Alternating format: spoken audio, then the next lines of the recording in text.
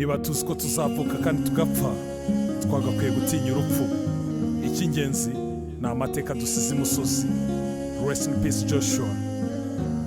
Ikituremye agatima nuko hari ubundi buzima, nawe yabara ubwa nyuma isi yari gucura umwijima. Mu bugimbi n'ubuto tubyiruka byinshi byatuvunnye, izuba ryubaho ridasita niho rirengera. Ikwa kuri kwaca kamuziko twakumize bungudi, rusumba nzika wa mupfumu uzwi. Inzozi zari nyinshi nakutagize, gospel gangster rubanda rugufi udutiye igikuba. Umuhanga w'iyi njyana agiye amanzaganya, inzuzi zanjye zanze kwera. Mbega ikinyejana, mbega icyerekezo, imizingo yawe mu tuvumo mpaka ibwota amasimbi. Kabaka w'iyi njyana nakutagize ngo injyana ihabwe intebe.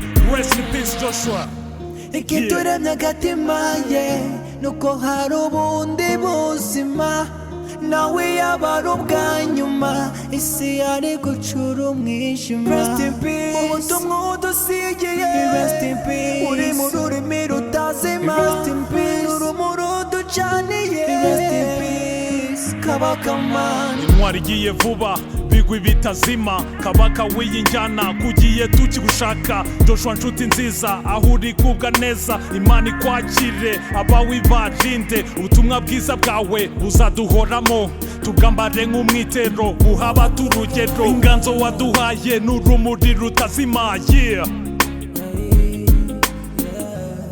Ikituremye agatima nuko hari ubundi buzima, nawe yabara ubwa nyuma isi yari gucura umwijima. Rest in peace, ubutumwa udusigiye. Rest in peace, uri mu rurimi rutazima. Rest in peace, urumuri uducaniye. Rest in peace, Kabaka man.